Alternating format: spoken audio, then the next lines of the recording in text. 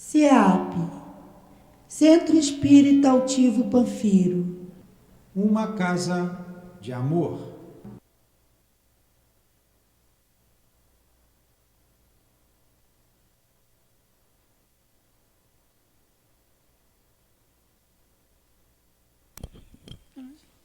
Boa noite a todos, os que estão presentes, os que estão nos ouvindo de casa. Vamos estudar, nós estamos estudando o Evangelho segundo o Espiritismo, capítulo 28, coletânea de preces espíritas. Nós vamos para uma prece 48, com o título de Ação de Graças pelo Bem Concedido aos Nossos Inimigos. Prefácio. Não desejar o mal aos seus inimigos é ser caridoso apenas pela metade. A verdadeira caridade é desejar-lhes o bem e nos sentimos felizes com o que lhes acontece de bom. Vê capítulo 12, itens 7 e 8. Vamos então fazer a nossa prece. Vamos pensar em Jesus.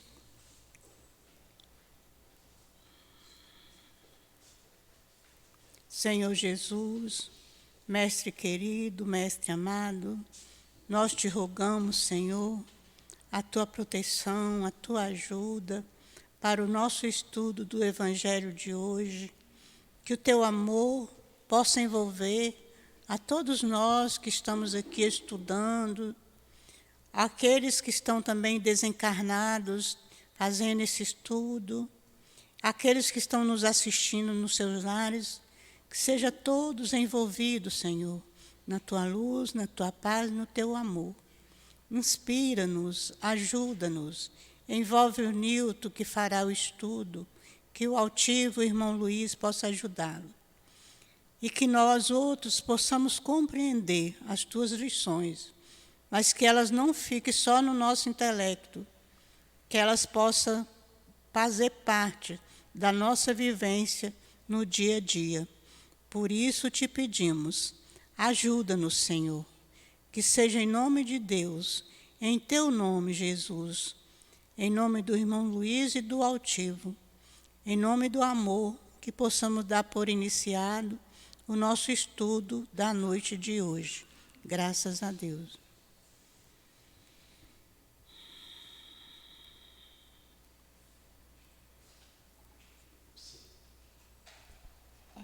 Vamos então. Boa noite. Boa noite a todos os nossos ouvintes. Que Jesus nos abençoe a noite de estudos. Capítulo 28. E tem 48, ação de graças pelo bem concedido aos nossos inimigos. Então, a nossa Conceição já leu. Ação de graças pelo bem concedido aos inimigos. Não é uma coisa fácil, né? É o capítulo 28, item 48. Você ficar feliz por um inimigo seu, um desafeto seu, e você orar por ele. Né? E aí, Anselmo? Seja bem-vindo. Então ele disse aqui, desejar o mal aos seus inimigos é ser caridoso. É isso mesmo? Vou ler de novo. Vocês não prestaram atenção. Eu vou ler de novo. Desejar o mal aos seus inimigos é ser caridoso. Ah, bom. O que está escrito aí? Não desejar. Estão prestando atenção. A primeira vocês engoliram. Não desejar o mal aos seus inimigos é ser caridoso. Mas apenas pela metade. Tem que ir além. Olha o que é a lei de amor. Foi isso que Jesus fez. Foi isso que Jesus deu exemplo. Jesus não pediu a Deus pelos inimigos? Antes de morrer. Qual foi a última frase que Jesus disse antes de morrer? Aí ele está rezando, ele está pedindo pelos inimigos. Ele não só perdoou, como ele pediu a Deus pelos inimigos. Mas essa é a penúltima frase, tem a última. Pai, entrego minha... Pai, entrego a minha alma. Aí ele inspira, não é? Pai, entrego a minha alma. Ali ele inspira. Então ele disse antes um pouquinho exatamente o que está aqui. Não desejar o mal aos inimigos, ele apenas não desejou, como ele orou. E a gente consegue fazer isso? Pense em alguém que fez muito mal a vocês, agora. Alguém que fez mal. Rezem por essa pessoa essa noite. E ainda mais, se você souber que ela está bem de vida, reza por ela. Se regozije por ela. É isso que está dizendo aqui. A verdadeira caridade é desejar-lhes o bem e nos sentirmos felizes com o que lhes acontece de bom. É o Evangelho. O Evangelho é o que há de mais bonito, de mais sublime, o Evangelho do Cristo na face da terra. A parte moral dos Evangelhos, ele é comum a todas as religiões. Toda e qualquer religião, fora de qualquer religião. Porque é ético. É ético. É ético ou é moral? Qual é a diferença de ética para moral?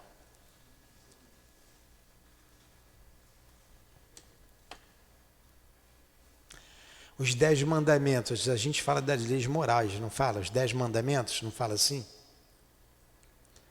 Então, a moral é o regulamento, a ética é o cumprimento.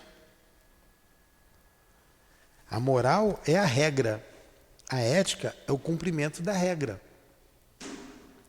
Jesus, ele não só falou da regra, mas cumpriu a regra. Então ele foi ético. Quando ele resumiu os 10 mandamentos olha com que ele resumiu os 10 mandamentos.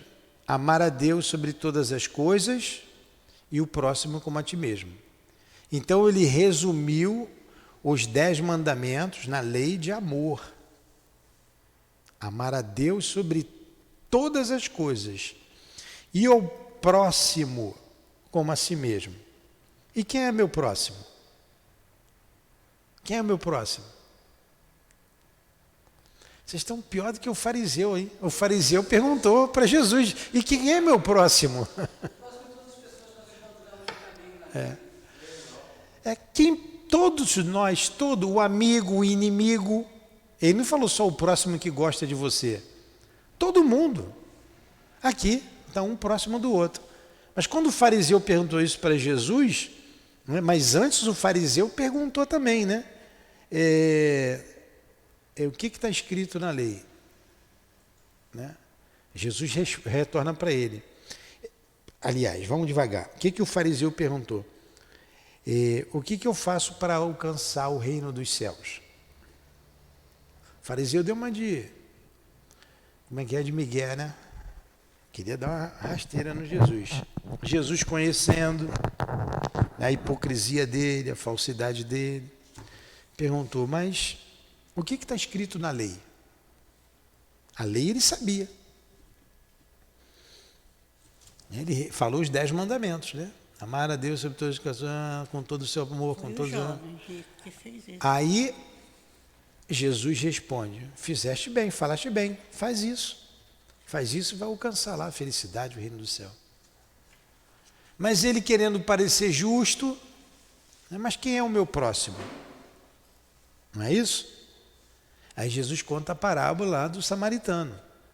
Passa o levita, passa o sacerdote, mas o único que atende ao caído da estrada é o samaritano.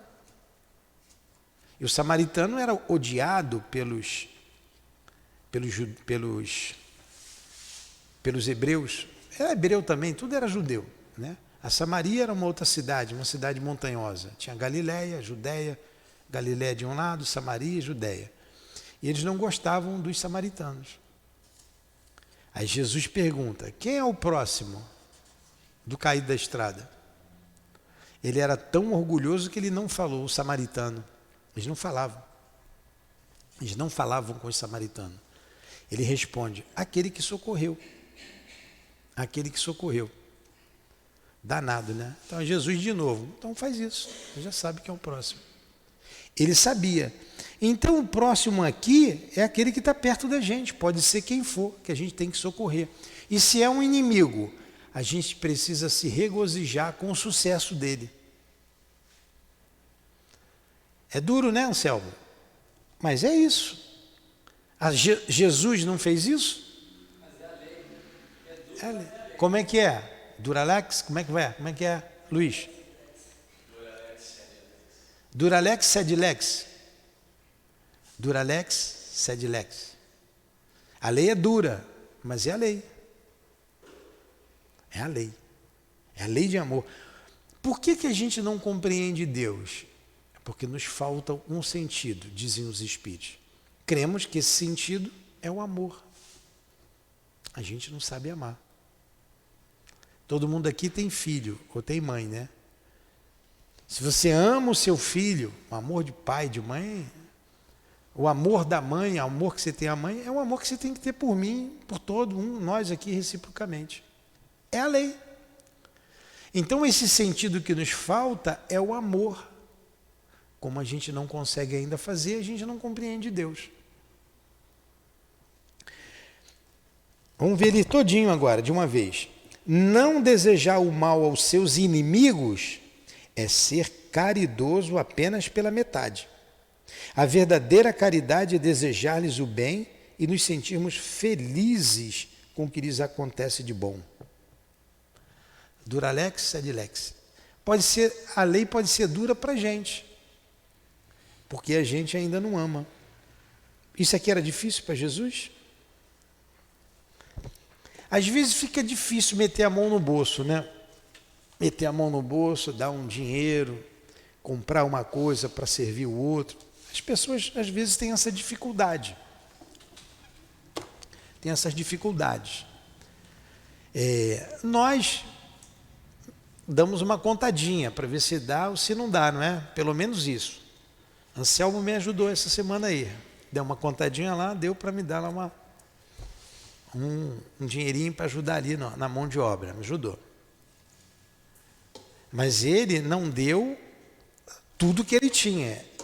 Ele deu o que ele achou que podia dar. Mas não estou falando nem mal nem bem, não. Eu sou assim, todos nós somos assim. Aí a gente fala de Jesus, né? Mas Jesus... Vamos lembrar do Dr. Bezerra de Menezes? Não, várias passagens do Dr. Bezerra, obrigado. Ele cobrava a consulta para quem podia pagar, não cobrava para quem não podia pagar, e quem não podia pagar, ele pegava o dinheiro da gaveta e dava o outro para comprar o remédio. No final do dia, vai um senhor lá para ser consultado, pobre, miserável, não tinha nem o que comer. Ele consulta, ainda mais comprar o remédio. Aí pede à secretária: quanto é que a gente tem de dinheiro aí na gaveta? A secretária: não tem nada. O senhor deu tudo, não tem nada. Aí ele mete a mão no bolso, não tem nada. Mete a mão no outro bolso, não tinha nada. Ele tirou o anel do dedo, o anel de formatura, né? Que era de ouro, e deu para o moço. Vai lá, vende, compra o remédio, com o que sobrar você compra de alimento para a sua família.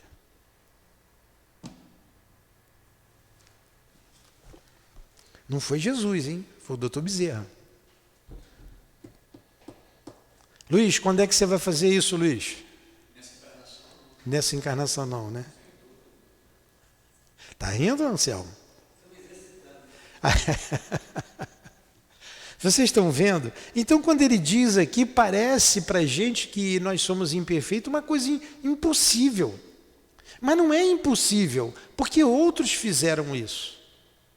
Outros fizeram. Se o Dr. Bezerra fez, muita gente faz. A gente vê aqui na comunidade, a moça dividiu o açúcar dela com a vizinha que não tem nenhum. O café, botar na casa dela quando tem algum problema, não tem para onde ir, então vem mais um, vem aqui para minha casa. Estou cansado de ver. E ali na comunidade, hein? Você vai chamar o Luiz lá para a tua casa, Anselmo? Está vendo? Está melhorando. Vocês estão vendo o que falta a gente ainda? Quando Jesus fala o amor ao inimigo, não é você pegar o inimigo e levar para sua casa. É você não guardar mágoa, é você orar por ele, é se ele tiver uma situação boa qualquer, um regozijo qualquer, você se regozijar também, ficar feliz por ele. Isso é amar o inimigo. E quando o inimigo fez mal à sua família, ceifou a vida de um filho, ceifou a vida do marido, da esposa, e outras coisas, outras barbaridades que eu não vou ficar aqui falando. Porque a gente analisar a teoria é uma coisa. Agora a ética é você praticar. Então vamos lá. Aí ele faz uma prece aqui que a gente vai ler, ó. Meu Deus, que a tua justiça decidistes alegrar o coração do Anselmo, que é meu inimigo. Eu te agradeço por ele, apesar do mal que me fez e que procurou me fazer. Se ele se aproveitar desse benefício para me humilhar, eu aceitarei como uma prova para minha caridade. Olha só, a prece que Kardec escreve aqui. Prestou atenção, Anselmo? Prestou atenção? Então ele pedindo a Deus que ajudasse o inimigo, mas se ele se aproveitar daquele momento bom dele para me prejudicar, eu vou aceitar sem reclamar e sem me humilhar, que Deus o ajude. As questões morais são muito sérias. A gente não para refletir. E muitos, eu estava conversando hoje, não estudam o Evangelho até o capítulo 28. Esse capítulo 28 é riquíssimo. As preces que Kardec escreve, a gente meditar em torno disso aqui. Ó. Bons espíritos, que me protegeis, fazei que por isso eu não sinta nenhum pesar, afastai de mim a inveja e o ciúme, que rebaixa uma criatura. Inspirai-me, ao contrário, a generosidade que eleva. A humilhação está no mal e não no bem, e nós sabemos que cedo ou tarde a justiça será feita a cada um de acordo com as suas obras.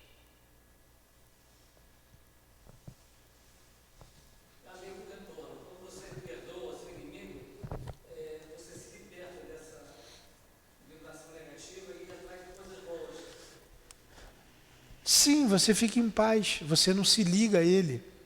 Quem se beneficia com isso é você próprio, não é alguém. É o que perdoa. O que Jesus sentiu com relação a Judas? Compaixão, né? Ele sabia que Judas ia falir. Ele sabia. Ele viu o pensamento de todo mundo.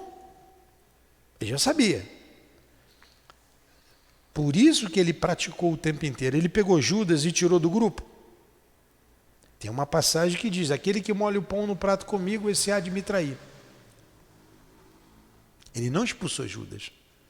Manteve Judas junto dele. Aprendizado para o espírito imortal. Judas era mau? Não, Judas não era mau. Judas foi escolhido por Jesus. Era um espírito bom. Judas não era mau. Ele se equivocou. O negócio do dinheiro lá, ele se equivocou. Ele pensou uma coisa, deu outra. Né? Ele não queria que Jesus fosse preso. Aí está lá em Atos, né? Acho que é Atos dos Apóstolos. Quando Jesus é preso, não, está em João. Está no Evangelho, leia os 4 Evangelhos e mais Atos que vocês vão achar essa passagem. Quando Jesus está lá com os discípulos, né, pregando, e vem Caifás, Anás e Caifás, né, eram genro um do outro. Anás e Caifás. Caifás eram os sacerdotes supremos. Quem vem é Anás, com os pretorianos, para prender Jesus. E Judas estava junto. Judas estava junto à noite. Quando eles se aproximam, eles param, que Judas sabia onde estava Jesus. Estou só relembrando que vocês já sabem. Perdoe-me ser repetitivo, mas tem uma parte aqui que nos interessa para analisar agora. Jesus se vira e pergunta para Judas: por que vens, amigo? Chamou Judas de amigo. Por que vem, ou para que vens, amigo? Eles ficaram quietos, mudos. Jesus sabia que ele ia entregar. Judas se aproxima e dá um beijo em Jesus. Esse era o sinal para prender Jesus. Olha, Jesus expulsou Judas. Não teve até o final. Amarraram Jesus, né, para levar com força. O sacerdote faz uma pergunta para Jesus: o que você anda falando? O que você anda pregando? Por aí, o que Jesus responde? Ué, eu falei abertamente em todas as sinagogas. Você não sabe? Pergunte às pessoas o que eu falava.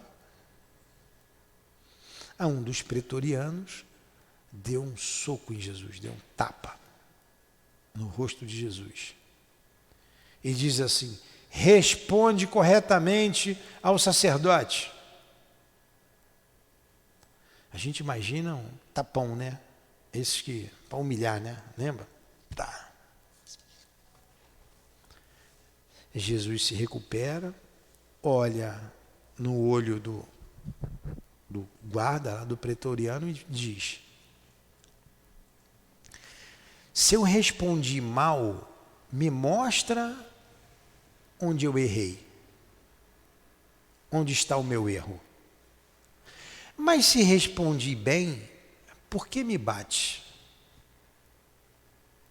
Você falaria isso? Ou partia para cima do cara? Tranquilidade de Jesus. Por que me bate?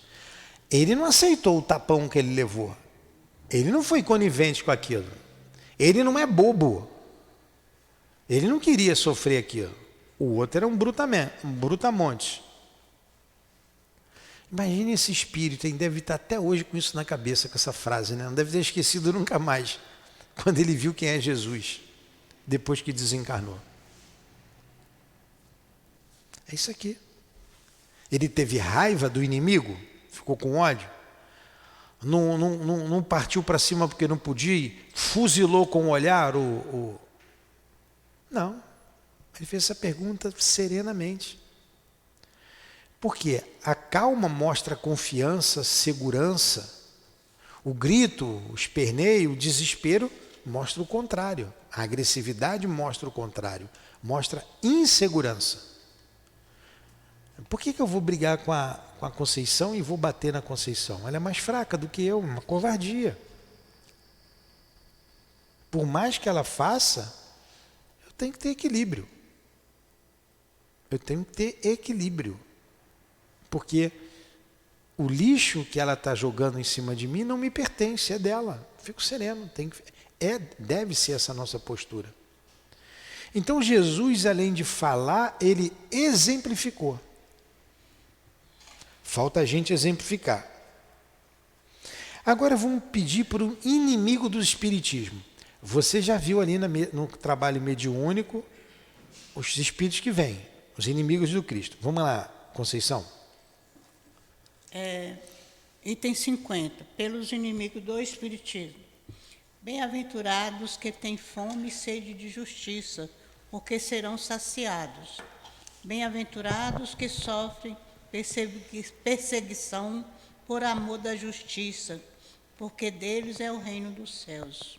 Sereis felizes quando os homens vos encherem de maldições e vos perseguirem, e vos disserem falsamente toda espécie de mal contra vós por minha causa. Alegrai-vos, então, porque uma grande recompensa vos será reservada nos céus, visto que assim perseguiram os profetas que existiam antes de vós. Mateus capítulo 5, versículos 6, 10, 11 e 12. Vocês vejam como isso aqui é um processo. Ele vai falar ali no comentário. Não tem mais... Pedro estava com Jesus. É a continuação. Mas quando Pedro chegou, é da outra, depois você lê. Quando Pedro chega, quando os guardas chegam, Pedro puxa da espada. Pedro reage. Como está escrito, Pedro cortou a orelha do soldado com a espada. Todo mundo andava armado, até os apóstolos. E Jesus diz, Pedro, alinha a sua espada. Quem com ferro fere, com ferro será ferido. Ele cura lá a orelha do soldado e pronto. Olha como é um processo. Até o momento eles não tinham entendido isso aqui ainda. Essa questão do perdão. Felizes aqueles que serão perseguidos por causa do meu nome. Então, todas essas bem-aventuranças, aqui está parte do Sermão do Monte, ela se concretizará na vida futura, na vida espiritual.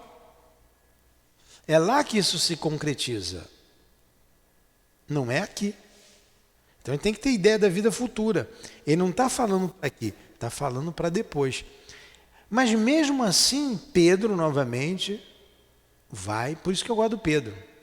Pedro era impulsivo, Pedro reagia, Pedro nega Jesus 3 vezes. Quando depois que Jesus diz, Pedro diz que não vai deixar que nada acontecesse, que ele não ia ser preso, que ele não ia deixar. Jesus diz, Pedro, antes que o galo cante, você me negará 3 vezes. Pedro, que nada, vou fazer isso nada, vou. Jesus foi preso, Pedro vai atrás e acontece ali a negação. Estão vendo que é a fraqueza humana? Fraqueza. Pedro não negou porque não gostava de Jesus, ele amava Jesus. Pedro teve medo de morrer. Na verdade, ele teve medo de morrer. Por isso que ele negou. Mas quando ele entende, ele e os outros apóstolos entendem a mensagem de Jesus, aí ninguém segura mais. Pedro morre crucificado de cabeça para baixo. Ele diz que não é digno de morrer como mestre. E o que Pedro não sofreu?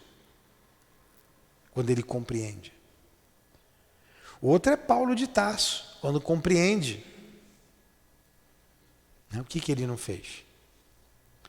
Não sou eu mais quem vivo, é o Cristo que vive em mim. Mas ele mandou apedrejar Estevão. E por falar em Estevão, está lá escrito Estevão sendo apedrejado. E antes de morrer, ele olha para Paulo e diz, Senhor, não me impute a ele esse pecado. Estevão pede pelo seu agressor, por aquele que está tirando a sua vida. E mais, quem lê ali Paulo em Estevão, a obra mediúnica do nosso querido Chico, quem lê Paulo e Estevão, lá tem mais detalhes. Estevão recomenda a sua irmã, Abigail, a Paulo, na frente de Paulo. Na frente de Paulo. Olha, ela, vou ficar sozinha, não me deixe, meu irmão. Não, você tem esse, ele é um homem valoroso. Ele é um homem bom. Ele não fez isso, ele fez isso porque ele não conhece o Cristo, o amor do Cristo. Ele vai te proteger, ele te ama, segue com ele. Foi Estevão. Que espírito é esse? Olha quanto exemplo a gente deu aqui. De Estevão, de Paulo, de Pedro, Jesus, o mestre, Dr. Bezerra. E nós vamos encontrar outros. Algumas pessoas na comunidade que a gente vê.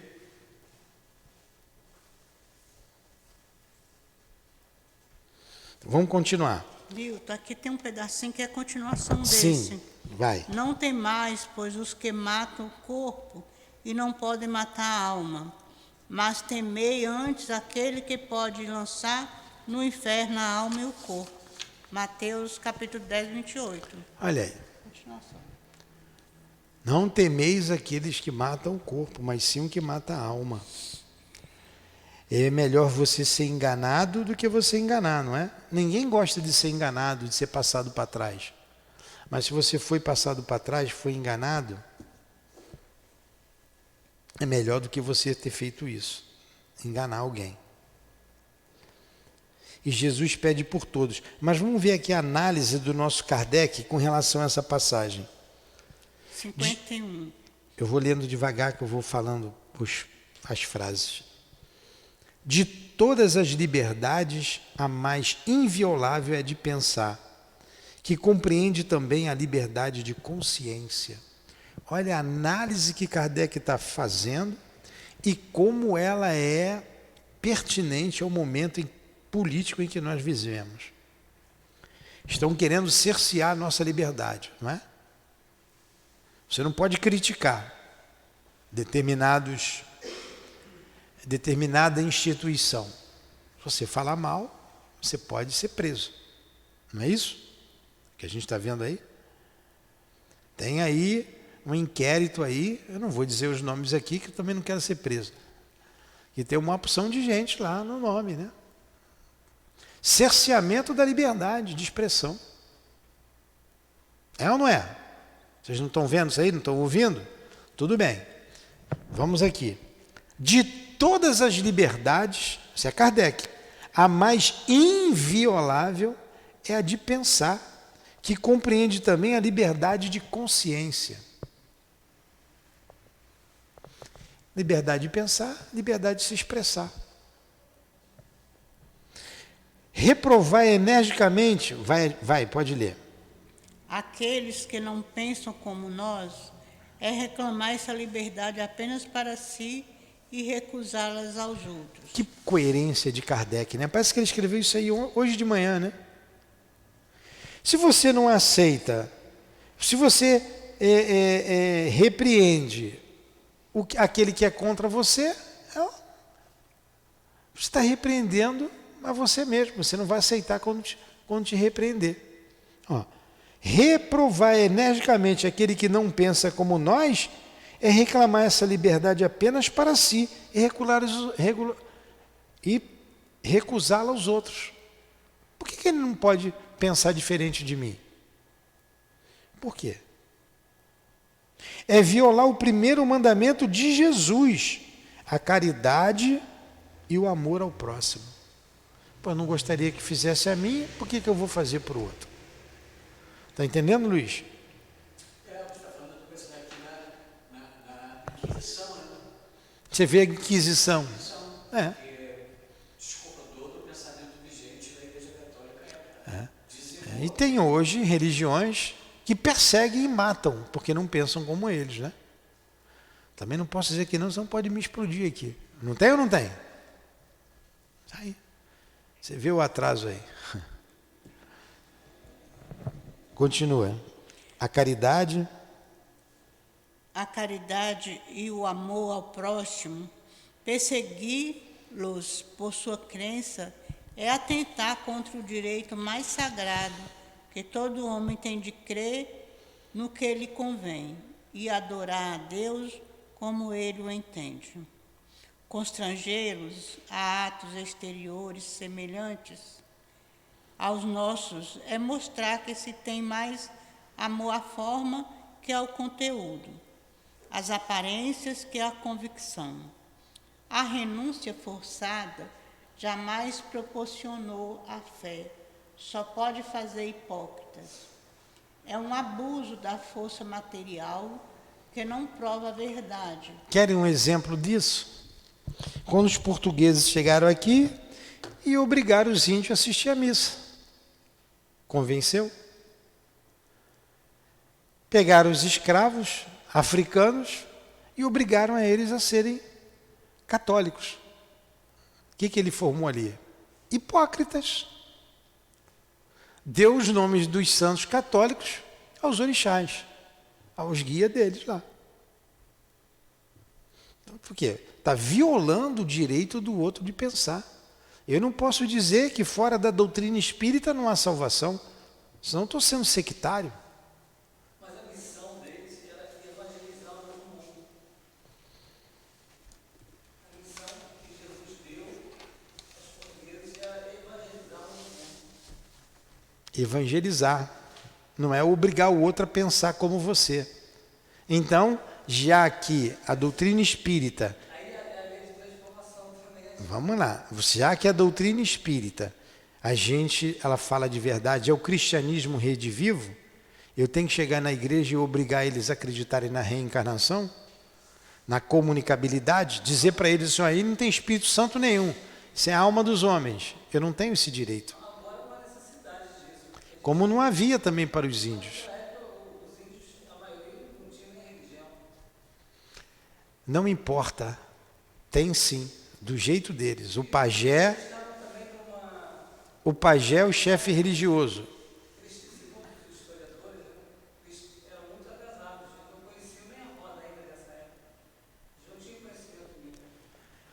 Violentou, perseguiu e matou quem não pensava como eles. Matou. Está tudo errado. Não é só isso.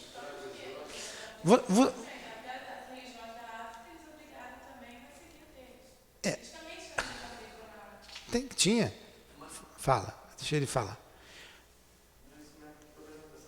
Então, você evangeliza com teu exemplo. Fala. Mas no caso dos portugueses, não foi uma questão religiosa, foi uma questão econômica.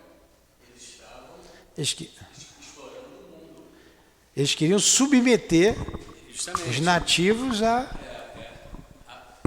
ordem deles. A questão subjugar. principal era a econômica, com a disputa com a Espanha. Ao chegar aqui, eles perceberam os índios com povos primitivos e subjugaram a religião deles, porque eles podiam explorar economicamente, mas manter a religião cristã e respeitar os outros. Justamente. Pois é. Então a gente não tem um direito de fazer isso. Eu estou entendendo o que você está falando, mas eu não posso. É o mesmo princípio.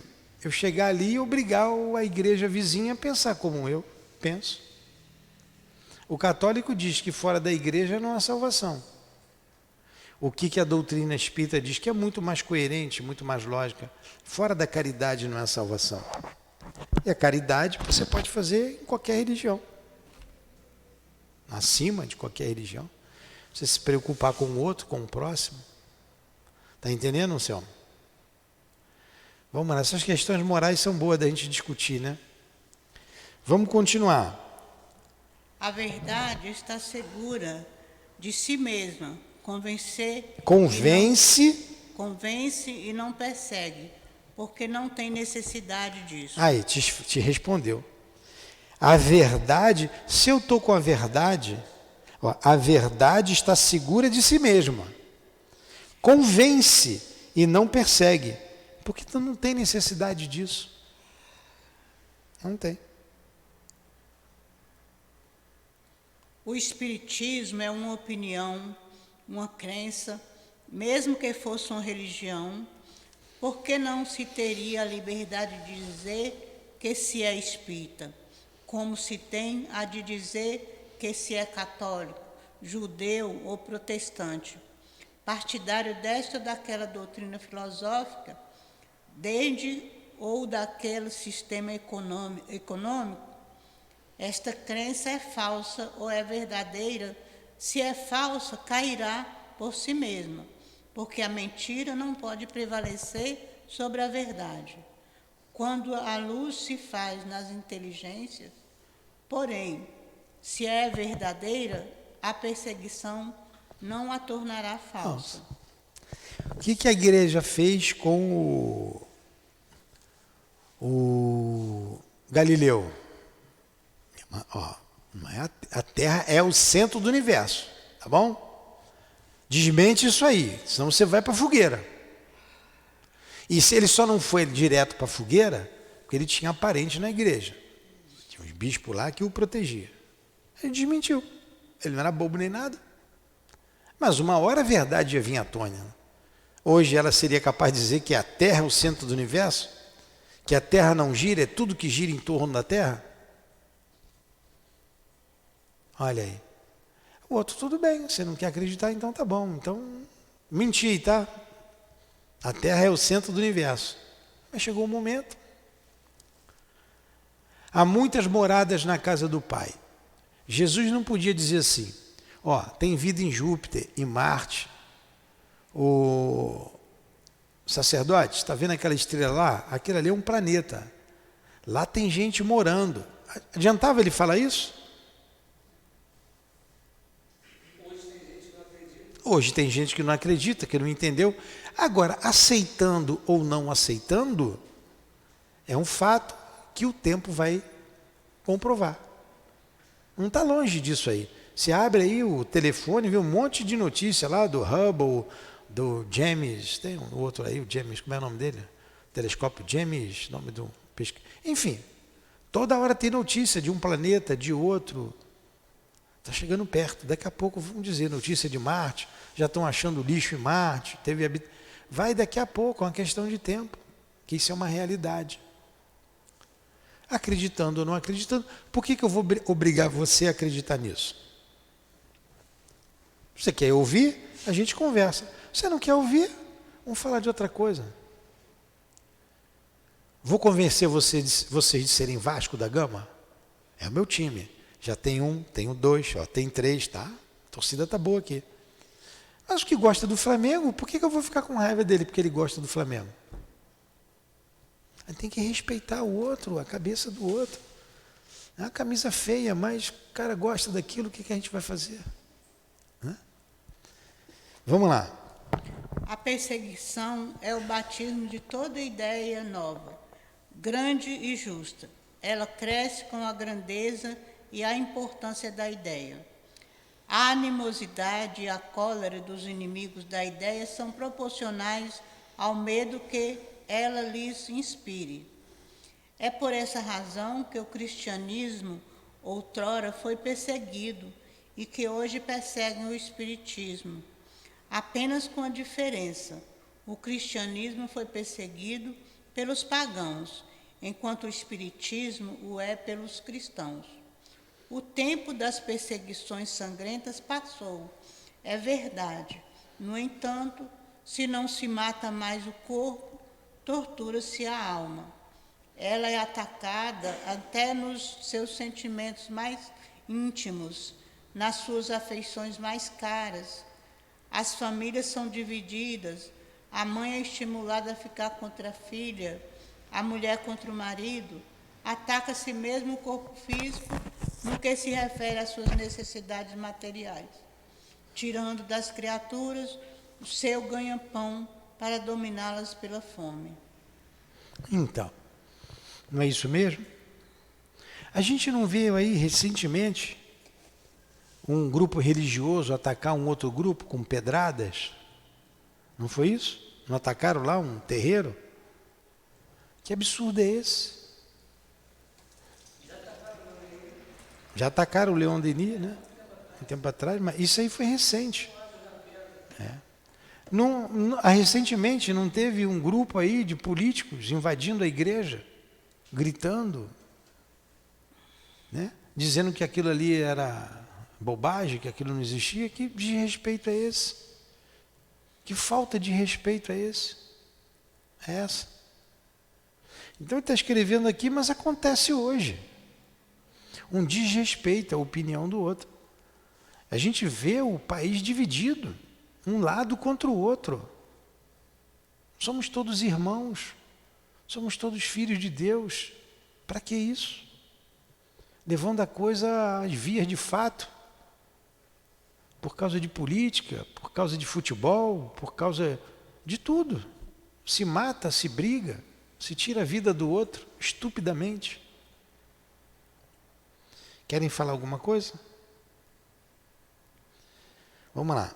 Espíritas, não vos aflinjais com os golpes que vos atingem, porquanto eles provam que estáis com a verdade. Se a gente tem certeza da reencarnação? Tem certeza que, primeiro, vocês têm certeza que são espíritos imortais? Que não vamos morrer e vamos manter a individualidade? Tem certeza disso? Se o vizinho não acredita, se ele acredita que ele vai para o céu, o que eu vou fazer? Agora mesmo, chegou uma senhora aqui, veio com um filho, uma senhora que eu conheço há muitos anos, de amizade de mais de 50 anos. Filho, fomos criados juntos, ele veio trazer um leite. O pai dele desencarnou tem um tempo e a mãe está com 80, acho que está com 88, a senhora bem velhinha, católica, fervorosa. E vai, dona Daléia, tudo bem com a senhora? Fui lá no carro, falei com ela, brinquei. Saudade de seu Marques, que era o pai. Ela está meio variando da cabeça. Ele está aqui. Eu falei assim, ela está vendo o seu Marques aqui, né? Ele está aqui, peraí, Niltinho. Ela me chama de Niltinho. Peraí, Niltinho, está aqui. Aí pegou a carteira dela, bolsa de velho, né? Cheio de fecheclé, cheio de coisa de bagulho, e começou a procurar. Aí eu acendi a lanterna do celular, que já estava escurecendo quase. E ela futucou daqui. Ah, ele está aqui. Aí pegou um vidrinho com umas cinzas do marido, um pouco das cinzas. Ele está aqui, ele anda comigo. E o que eu vou dizer para ela? Eu vou dizer, não, ele não está aí, isso é apenas cinza. Ele está no mundo espiritual. Ó, e não acredita nesse negócio de céu, de inferno, não. Ele deve estar aqui perto da senhora. Primeiro que eu não estou vendo ninguém perto dela. E segundo que eu tenho que respeitar pela idade, né, pela amizade e, sobretudo, o respeito à crença que ela tem. E se ela acredita que o marido está no vidrinho, pronto, eu tenho que respeitar. O que eu vou ganhar em tentar desmistificar isso? Vou ganhar o quê? Ainda mais que ela já está ficando com a idade avançada. Deixa ela, daqui a pouco ela encontra com ele, ela vai encontrar já já. Está muito tempo não. Pronto, tudo se resolve. Vocês estão me entendendo? A gente tem que respeitar a crença do outro. A gente não gosta que desrespeite a nossa. Então vocês acreditam que ninguém morre, que permanece vivo, que é imortal. Então, tudo bem, ela acreditando ou não acreditando, ela acreditando no vidrinho que está ali com o marido ou não, não vai me alterar em nada a minha crença, vai? Se a reencarnação é um fato, para mim, o outro dizer que não existe, não vai alterar em nada, eu vou ficar quieto. Os espíritos se comunicam. A gente sabe, são os espíritos. O outro diz que é o Espírito Santo. Além de dizer que é o Espírito Santo, diz que aqui é o demônio. Vai fazer diferença eu brigar com ele? Eu dizer para ele, cara, quem está errado, quem está com o demônio, acho que é você. Vai adiantar alguma coisa? Não adianta, não vai mudar em nada a minha crença. Isso dá segurança. Isso é segurança, você se mantém tranquilo. Eu não vou lá perturbá-lo e deixa ele falar o que ele quiser. Vai ver que ele com o Espírito Santo é muito melhor do que eu que acredito nos espíritos. A conduta dele é melhor do que a minha. E aí? Como eu não sei disso, eu fico calado. Não vai alterar em nada. Vai ligar o podcast, o Instagram, o Facebook, quem quiser. Quem não quiser, não vê. E por falar nisso, vocês abram o nosso grupo ali do WhatsApp aqui da casa. Eu botei um texto hoje ali, que eu recebi, que eu até fiquei emocionado. Vocês leiam lá, não vou conseguir passar na íntegra, um texto grande. Mas uma jovem senhora, 53 anos, ela passou um texto agradecendo, ela escutou o podcast, agradecendo, ela sabe escrever muito bem, um português, ela é professora de português. Eu respondi para ela na gravação, pedi desculpa, porque não podia errar o português, ela é professora de português, né? Mas eu fiquei feliz e até emocionado. Ela disse, não, eu sou de origem católica, fui criado na igreja católica, mas despertei por espiritismo. E muito esclarecedora as palestras de vocês, os estudos, tiraram as minhas dúvidas. Eu não frequento nenhuma casa espírita, mas eu ouço vocês. Que alegria, lá do interior de São Paulo, uma cidadezinha de São Paulo. Olha, a gente não sabe aonde vai o alcance dessas palavras. Como fez bem para ela? Como fez bem para outras pessoas que aqui vieram, porque estavam à porta do suicídio e ouviram, então vieram aqui, conversaram e graças a Deus estão aí trabalhando, estudando, seguindo a vida. Eu vou me preocupar com quem não quer ouvir? São livres, somos livres. Quem quiser ouvir, ouça. Quem não quiser ouvir, seja feliz do mesmo jeito, não ouça. Você não pode obrigar ninguém. Se há uma coisa que os espíritos respeitam, os espíritos superiores, é o livre-arbítrio. Já disse para vocês, ouvi do Dr. Erma isso, através de uma médium, uma outra médium, não foi do altivo não. Alba. Em terra de livre-arbítrio, nem Deus coloca os pés. Olha o respeito ao livre-arbítrio de Jesus com relação a Judas. Aquilo ali foi um respeito ao livre-arbítrio de um apóstolo que ele amava. Deixou seguir o curso. Porque ele viu, essa alma não está ainda bastante amadurecida para fixar os conceitos que foram trazidos aqui. Mas ele vai sofrer e vai aprender. Então, como ele via lá na frente, ele já via esse espírito iluminado lá na frente. Tranquilamente. Custou a vida dele, mas ele respeitou o livre-arbítrio do outro. Por que a gente vai violar a maneira de pensar do outro? Aqui a gente está falando, todos vieram para cá porque quiseram. O Anselmo matou ontem, veio hoje aqui então rezar. Entrou ali, está ouvindo aqui. Eu estou falando, ele veio aqui, não fui lá na casa do Anselmo chamar ou cobrar, Anselmo, tu não veio por quê? Hoje você tem que ir. Eu não fiz isso. Se viessem 1000 pessoas, ótimo. Se não tivesse ninguém, já falamos aqui para ninguém. Só para os desencarnados, que eu não vejo. Mas quantos estão nos ouvindo que a gente não sabe? No mundo inteiro, né? Você respeita o outro. Alguma coisa? Nenhuma pergunta? No question?